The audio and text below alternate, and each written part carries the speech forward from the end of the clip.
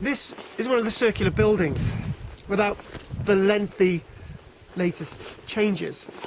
And if we actually go into this building, we can actually get an idea of the full grasp of this site. What we can see is a nice curvilinear building with an entranceway.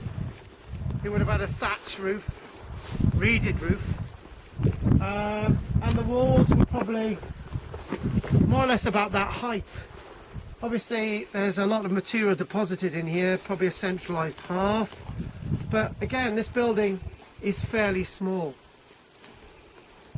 It's to be seen again in a context that there's something else very different going on with this wonderful so-called hill fort at the Tre'r Peninsula. What you would usually find at these types of sites would be stalls for people to sleep in, stalls for animals to sleep in, stalls as well for grain to be kept in as well, and maybe a stall over here to keep some other materials like farming equipment and so on. So this would be divided into stalls. Can't really see the evidence of that here today, but it would be quite a small area indeed.